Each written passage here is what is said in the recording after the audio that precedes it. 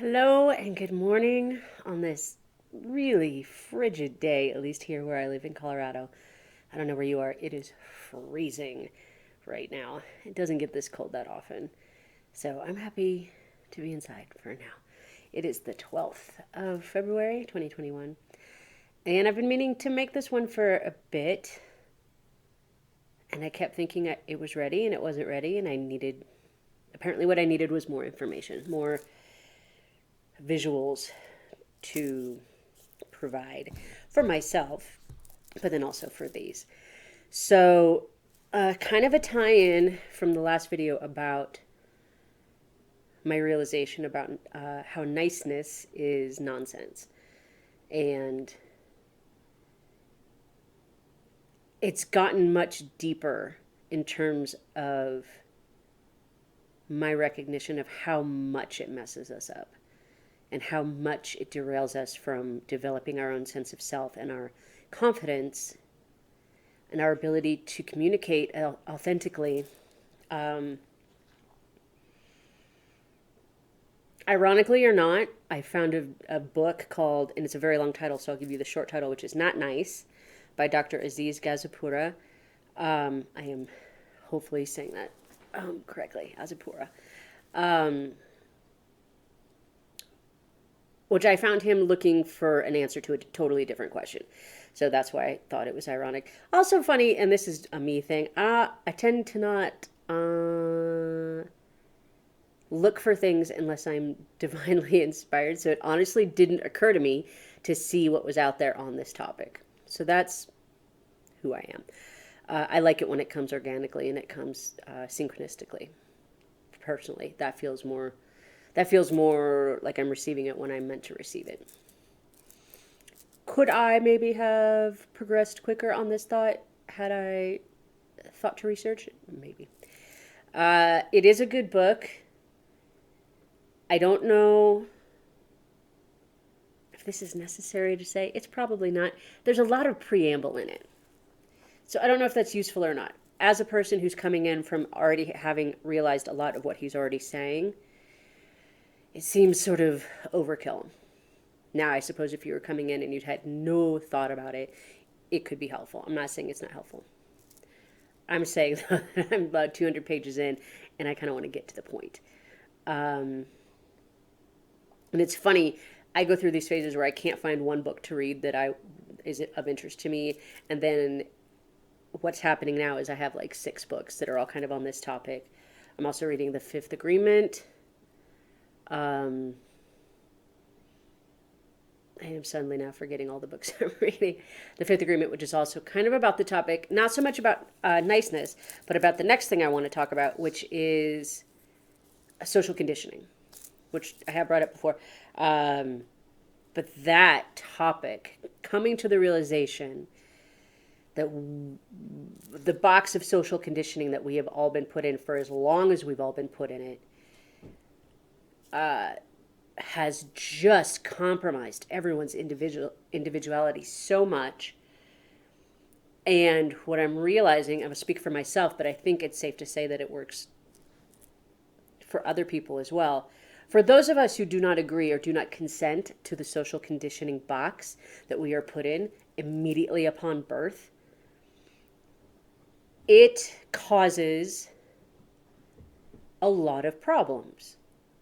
Because for myself, I can say that I recognize now that I have felt like a tiger in a cage, just pacing back and forth. Should a tiger be in a cage? Absolutely not.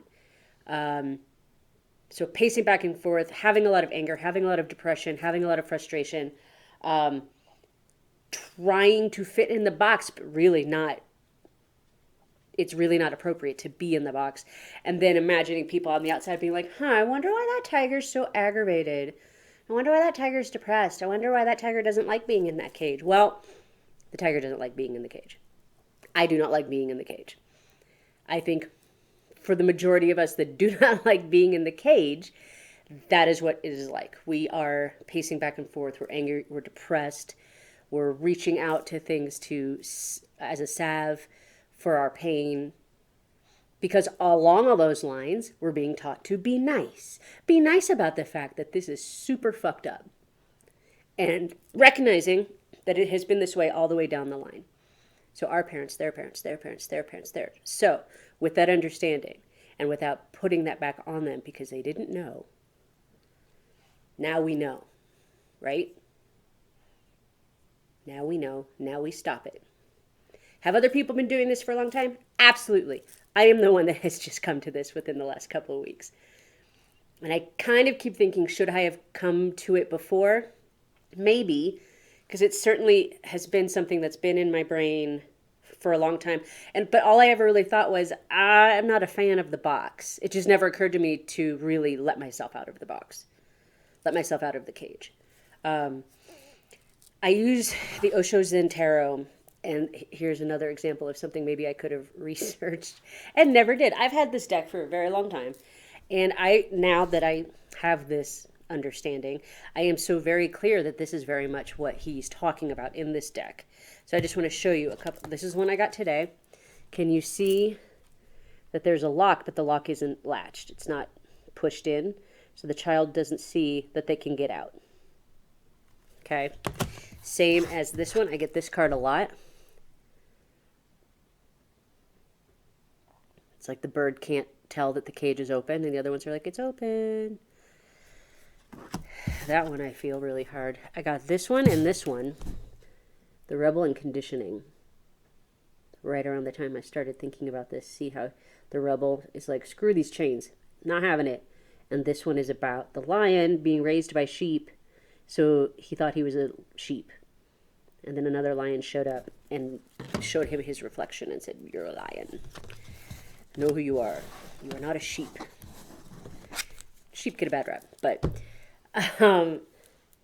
so I feel just unbelievably free with this understanding of the cage that I was put in and allowed myself to stay in up until a month ago. I mean, I might have been like sticking my arm out, sticking my leg out, kind of poking, but not actually just pushing all the walls down, being like, fuck this cage. Not into it. Didn't agree to it. Don't consent to it. No longer want it. That is where they want us to be so that we're controllable, right? I don't mean to sound like parapolitical. Look at it from a standpoint of just the thought process that that's just how it's always been, so that's just how it's going to be. Absolutely not. That box, that social conditioning box, is very small. And there is a small percentage, I would wager, that wants to be in that box and thrives in that box. Good for them. For the rest of us that have no interest in this box, that did not agree to it, did not consent to it, yet have been in it, allow me to tell you that you are free to leave the box. Your box, your cage is not locked. It's not locked. Just open the door or push open the door. Whatever way that imaging works for you, push down all the walls, whatever. Just walk away. And I guarantee you, you will feel that freedom immediately upon this realization that you are free to be who you are. Now, here's the next thing. It will require setting some boundaries. And I know people get wiggy about that. I am also still kind of new to setting boundaries. Something I have realized about myself. I don't like being told what to do. Now, again, if you're like, well, nobody does. Okay, well, I'm talking about me, and I don't like to be told what to do. And if I need to clarify, what I mean by that is someone telling me to change who I am so that they can be more comfortable with me. I'm not down. And the answer is no. If I have parked my car on your foot, tell me to move my car. Yes. But, and again, kind of going back to the previous video about being nice or being uncomfortable, here's the facts, Jacks. It is our job individually to look at why we're uncomfortable. To take responsibility for the fact that we walk around with this like weight of uncomfortableness and don't examine it and don't look at it and go, hey, what is that? What are you? Why are you uncomfortable? What is this really about? And then dealing with it, coping with it, thereby when you go out into the world, you're not using that filter, that uncomfortable filter, as your means of truth, because it's not true. It's a narrative, it's a story, it's something that's been there since you were a kid for some reason that you've held on to because probably social conditioning. I invite you to take responsibility for yourself and look at the ways that you are uncomfortable and why you are uncomfortable, not why they're making you uncomfortable. Why are you uncomfortable? And I'll tell you what, since I've been doing this practice, anytime I look at uncomfortability, just the act of looking at it makes it dissipate so much. But if things come to you, if you have recognition, oh, this is derived from when I was 5. Let's figure that out. Do that. It is infinitely less painful to actually do the work than it is to carry around the pain. Just you don't even have to take my word for it. Just try it for yourself. Please try it for yourself. And I also wanted to speak on another reason why being nice isn't nice is because chances are it's manipulative. So anytime you hear, and I'm just going to say it, I really wish everyone would stop this mythology that nice guys finish last, or at least that the reason is because they're not. Here's the thing. If you're a nice guy and you're finishing last, chances are what you're doing is being manipulative. And you're playing a game instead of being authentic. And that's why the sex that you are interested in does not take interest in you, is because you're being false. So really the statement should be inauthentic people finish last. And nice just needs to be removed from it. So the idea being that women, especially in this case, women like bad boys, what they like is confident people, men. People like confident people. And confidence needs to be authentic, and it needs to be actualized and realized and worked and understood. And the work needs to be done by the individual. So get this book, Get Not Nice. Do your research, find out what's out there to assist you with breaking down these walls of nonsense that you have been carrying around, I have been carrying around, everyone's carrying around.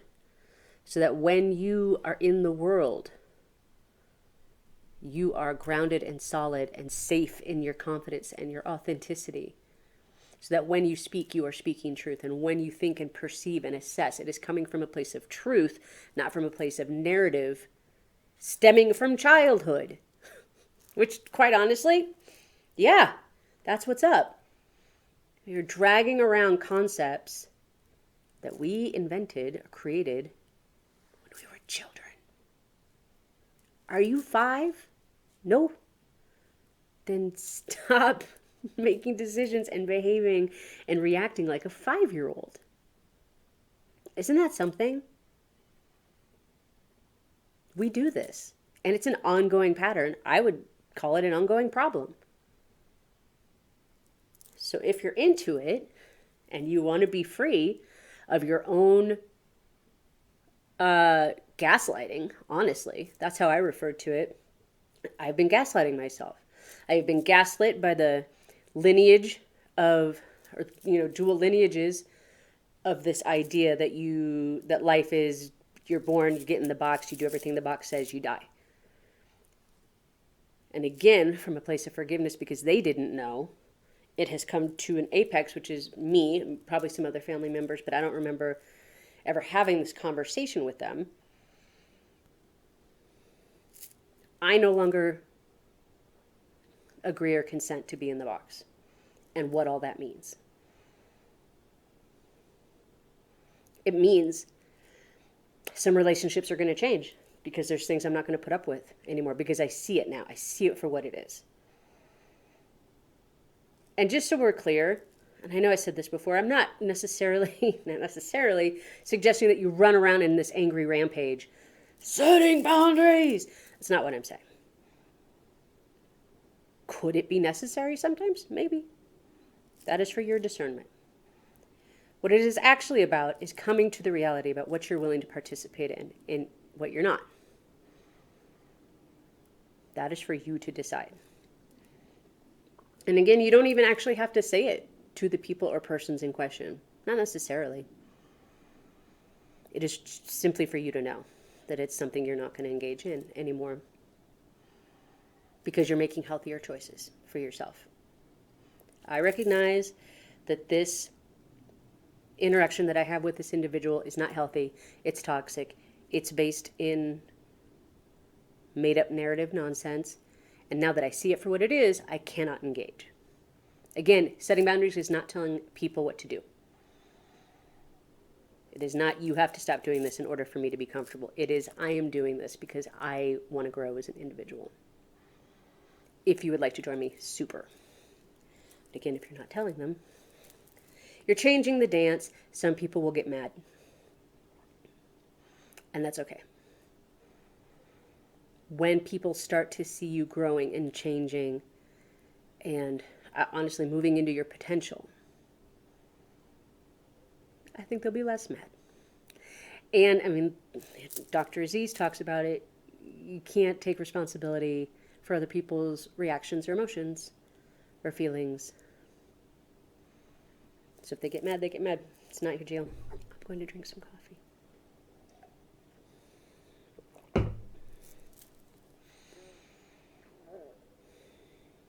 I hope that you try this. If you are not a person who has tried it already, I would love to hear what happens for you. Just remember to be gentle with yourself. Forgive yourself for not knowing. Forgive other people for not knowing. And just try it. See what happens. I believe that's everything I wanted to say today. Thank you so much. I hope you have a warm and wonderful weekend. And I'll talk to you soon.